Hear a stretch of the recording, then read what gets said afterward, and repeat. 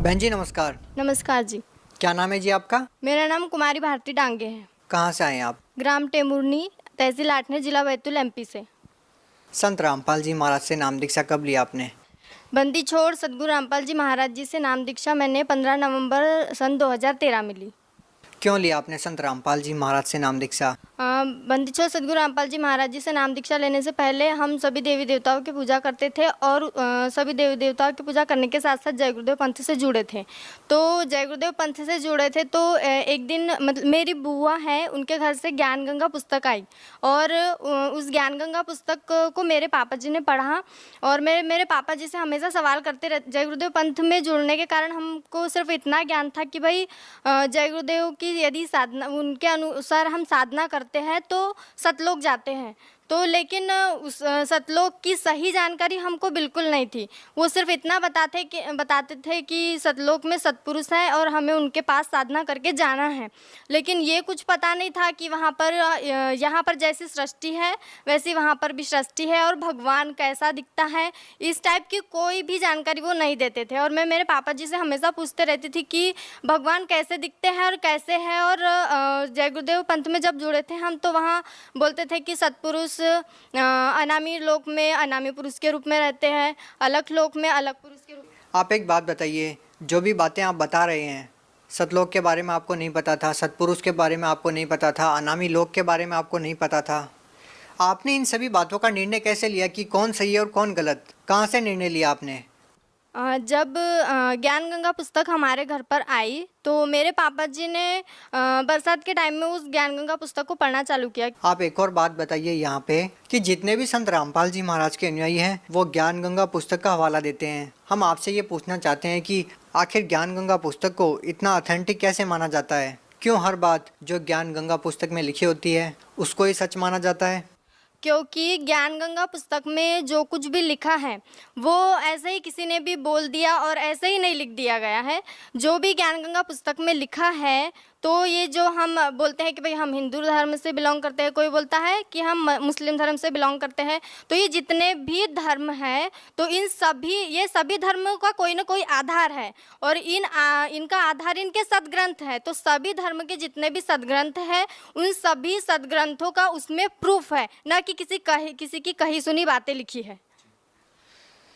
बहन जी हम आपसे एक और बात जानना चाहते हैं कि पहले आप जय गुरुदेव पंथ से जुड़े हुए थे, अब आपने संत रामपाल जी महाराज से नाम दीक्षा ले ली है, तो जय गुरुदेव पंथ में व संत रामपाल जी महाराज द्वारा दिए गए ज्ञान में आपको क्या भिन्नता नजर आती है? जय गुरुदेव पंथ में जब हम थे और उनकी साधना करते थे तो वो जो नाम हमें देते थे, पहला ओम रारंग सोम सतनाम, उन्होंने विधि ये बताई थी कि जब भी टाइम मिले तो मतलब बैठकर भक्ति करना है, हठ योग करना है, माला जाप करना है, कान में उंगली डालकर एक जगह बैठना है, मतलब कान और आँख दोनों बंद करके वो साधना करना है और तभी हम भगवान को देख सकते हैं। तो क्या होता था कि जब मैं जय गुरुदेव की साधना करने लगी, मैं जब 7th क्लास में थी तब मैंने वहाँ से नामोपदेश लिया था और उसके बाद साधना करना स्टार्ट किया। तो मैं सिर्फ शाम में रात में 1 घंटा या 1.5 घंटा उस साधना को कर पाती थी और उसके बाद वो साधना करने के बाद में मुझे मतलब मेरा शरीर सुन्न हो जाता था, आधा सुन्न हो जाता था और मुझे घंटे और शंख की आवाज़ भी सुनाई देती थी। और एक बार मुझे बहुत ज़्यादा तेज बुखार आ गया था और उसके बावजूद भी मैंने मतलब कथड़ी ओढ़कर रजाई ओढ़कर वो साधना की और उस दिन मुझे जय गुरुदेव के दर्शन हुए। तो जो भी जय गुरुदेव पंथ से जुड़े हैं उन सब से मैं गुजारिश करूंगी कि कृपया ज़रा ध्यान से सुनिए कि जय गुरुदेव पंथ में मैं जब जुड़ी थी तब मेरे साथ क्या हुआ और उस मतलब सही साधना की तरफ मैं कैसे खिंचाई। तो जब जय गुरुदेव के दर्शन हुए तो उसके बाद उस दिन के बाद में मैंने उस साधना का टाइम दुगना कर दिया। सुबह भी मैं 1-1.5 घंटा साधना करती थी और शाम को भी। यदि किसी को लगता है कि मैं झूठ बोल रही हूँ तो मैं KG1 से 10th तक मामा जी के घर पे पढ़ी। तो मामा जी का गांव मेरा ससुंदरा है जो डिस्ट्रिक्ट बैतूल में ही पड़ता है, तो कोई भी पूछ सकता है वहाँ जाकर। 10th के बाद में मैं मेरे घर पर आई टेम्बुर्नी और उसके बाद पापा जी ने ज्ञान गंगा पुस्तक पढ़ी और फिर उसमें हमको सतलोक के बारे में जानकारी हुई कि सतपुरुष कौन है और वो कैसे है और कौन मतलब उनका नाम क्या है। उसका पता चलने के बाद हाँ, उसमें ज्ञानगंगा पुस्तक में एक चैनल का नाम लिखा हुआ था जिस पर बंदी छोड़ सद्गुरु रामपाल जी महाराज जी का सत्संग आता है। हम सब लोग सत्संग सुनने गए। वहाँ सत्संग में हमने देखा एक दिन प्रसंग आया कि भाई राधा स्वामी पंथ के बारे में बता रहे थे वो, और उन जगतगुरु तत्वदर्शी संत रामपाल जी महाराज जी ने ये बताया कि राधा स्वामी पंथ से ही निकली एक शाखा जय गुरुदेव पंथ जय गुरुदेव है। तो मतलब ये राधा स्वामी और जय गुरुदेव ये एक ही पंथ हुआ।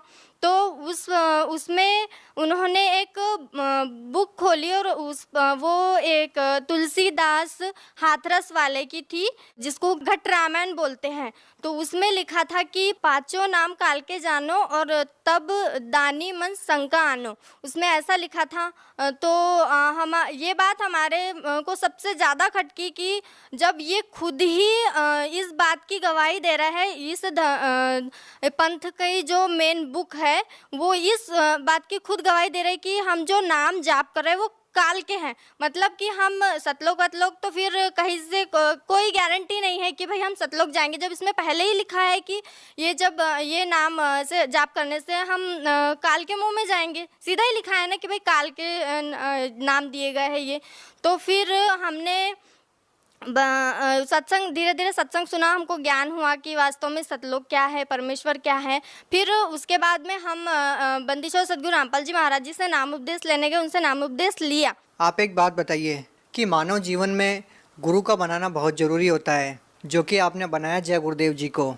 लेकिन कहा यह जाता है कि गुरु नहीं बदलना चाहिए, गुरु बदलना पाप होता है। आपने पहले जय गुरुदेव जी को गुरु बनाया, फिर आपने संत रामपाल जी महाराज को गुरु बनाया। क्या आपको नहीं लगता कि कहीं ना कहीं आपने गुरु बदल के पाप किया है, कोई गलती की है? जी नहीं, मुझे बिल्कुल ऐसा नहीं लगता है कि मैंने गुरु बदल के कोई पाप किया है। जय गुरुदेव की जब हम साधना करते थे तो हमारे घर पर उनकी सारी बुकें रखी हुई थी। तो उसमें से एक पुस्तक हमारे घर पर भी थी और बंदी छोड़ सद्गुरु रामपाल जी महाराज उस पुस्तक को खोल कर बता रहे थे और उस पुस्तक का नाम था जय गुरुदेव की अमरवाणी भाग 2। तो उसमें लिखा हुआ था, उसमें एक संत के बारे में जय गुरुदेव ने भविष्यवाणी की थी कि एक ऐसा संत या एक ऐसा पुरुष जन्म ले चुका है जिसका सबको बेसब्री से इंतजार है, और वही एक ऐसा संत है, वही पूर्ण संत है जो इस पूरे विश्व को सुधार सकता है या परिवर्तन ला सकता है। तो ये बात भी हमको खटकी और वो पुस्तक हमारे घर पर रखी हुई थी। तो हमने सत्संग सुना और उसके बाद में हमने वो मिलाया और तभी हम बंदी छोड़ सद्गुरु रामपाल जी महाराज जी से जुड़े। और जय गुरुदेव ने भी इस महान पुरुष की भविष्यवाणी की है। तो इसमें तो फिर कोई शक की गुंजाइश ही नहीं होती कि हमने गुरु बदल लिया या हमने गुरु की आज्ञा का पालन किया नहीं किया। जय गुरुदेव ने भी कहा था कि जब वो संत, यदि मैं उस संत का पता बता दूं तो सब लोग वहाँ पर भीड़ कर देंगे, अभी से भीड़ करना प्रारंभ कर देंगे और जनता को संभालना मुश्किल हो जाएगा।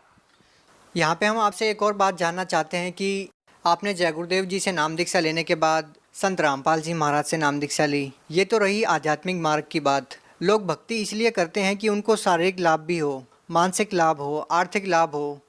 आपको संत रामपाल जी महाराज से नाम दीक्षा लेने के बाद क्या लाभ मिले? सब लोग आध्यात्मिक लाभ को तो बाद में ही गिनते हैं, पहले तो आर्थिक शारीरिक लाभ को या मानसिक लाभ को पहले देखते हैं। तो मैं उस चीज़ को पहले बताना चाहूँगी कि मुझे बंदी छोड़ सद्गुरु रामपाल जी महाराज जी की शरण में आने से पहले जो ये मधुमक्खी होती है, जो इसके काटने से मुझे बहुत मतलब एलर्जी थी, उससे रिएक्शन होता था, बहुत ज़्यादा खुजली होती थी और बहुत ज़्यादा मतलब इस शरीर के पूरे पार्ट अंदर से भी खुजली होती थी और जलन महसूस होती थी। मैं एक जगह खड़ी भी नहीं रह सकती थी, इतनी प्रॉब्लम होती थी मेरे को। और जब मैं ससुंदरा में थी तब भी मुझे एक बार ततैया की मक्खी मतलब मधुमक्खी ने काटा था और तब भी मेरे साथ ऐसा ही हुआ था और मुझे डॉक्टर के पास मेरे नाना जी ने गोद में उठा के लेके गए थे और इस बात के वो भी गवाह हैं। अगर किसी को शक हो तो जाकर पूछ सकते हैं।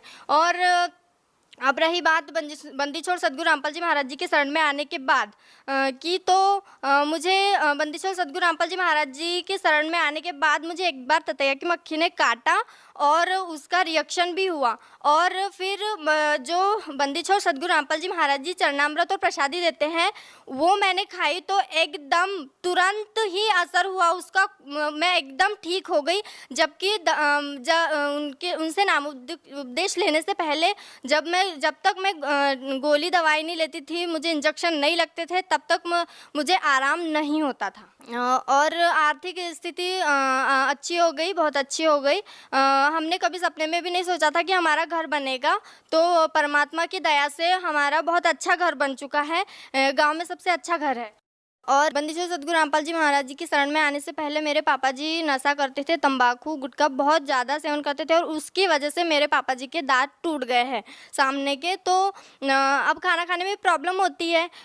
तो बंदी छोड़ सद्गुरु रामपाल जी महाराज जी के शरण में आने के बाद उन्होंने नशा कम्प्लीटली छोड़ दिया है और अब हम बहुत अच्छे से रह रहे हैं, कोई किसी प्रकार का कलेश घर में नहीं होता है और अब सुखी जीवन जी रहे हैं। बंदी छोड़ सद्गुरु रामपाल जी महाराज मुझे सतलोक लेके गए और जब मैं सतलोक में गई तो परमात्मा मेरे आगे आगे चल रहे थे। दोनों तरफ पहाड़ी थी, वहाँ पर बहुत अच्छे अच्छे पेड़ पौधे लगे थे और उन पेड़ पौधों में से छोटी छोटी ऐसी रोशनी बहुत प्यारी निकल रही थी। और उसमें से एक पौधे को मैंने छूकर देखा था तो वो इतना सॉफ्ट था कि आज तक मैंने ऐसी कोई भी चीज़ को हाथ मतलब छूकर देखा तो मतलब ऐसी सॉफ्टनेस मुझे यहाँ पर फील नहीं हुई।